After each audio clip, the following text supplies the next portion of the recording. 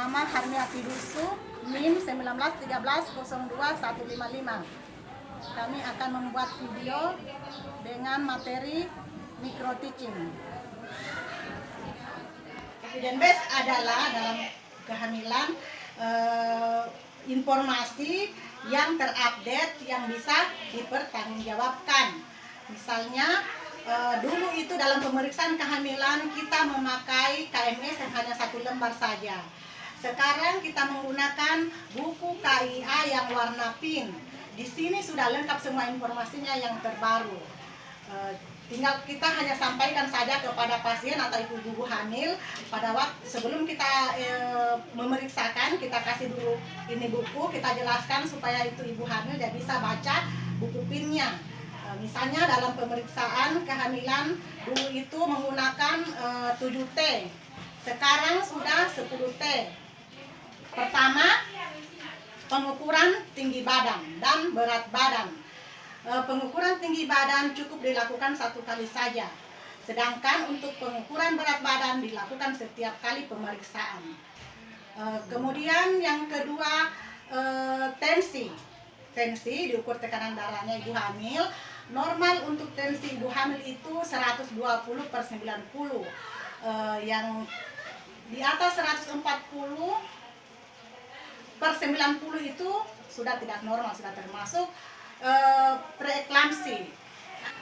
Ketiga, pengukuran lila atau lingkar lengan atas. Normal lila itu di atas 23,5 cm.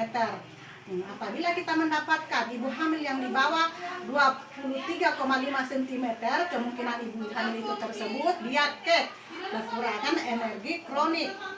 Ini ibu hamil bisa, kemungkinan ibu hamil ini pada saat melahirkan itu akan bermasalah. Kemungkinan bisa terjadi perdarahan, bayinya bisa lahir muda atau prematur, bayinya bisa lahir BBLR atau berat badan lahir rendah.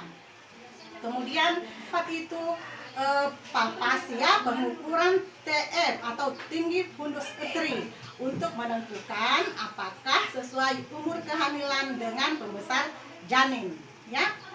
Kemudian kelima, menentukan presentasi janin atau posisi janin, apakah itu di bagian fundus uteri kepala atau bukan. Kalau bukan atau kepala belum masuk pintu atas panggul. Kemudian keenam, pemberian anti-tetanus TT.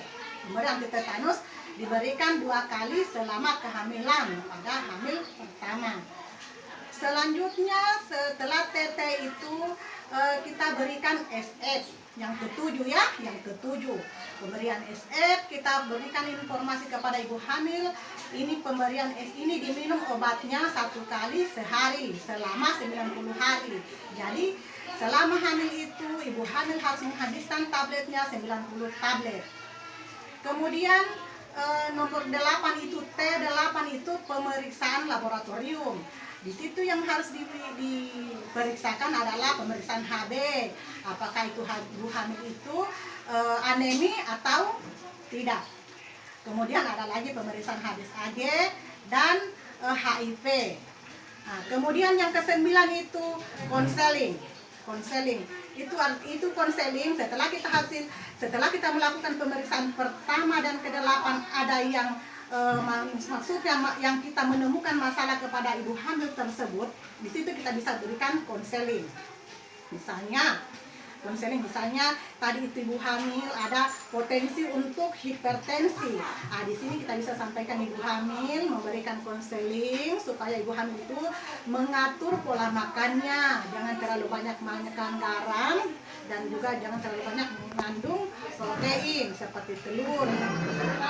Sebaiknya ibu hamil pada trimester terakhir itu dilakukan diberikan penyuluhan atau kepada ibu hamil supaya mengatur pola makannya, perbanyak makan sayur dan buah.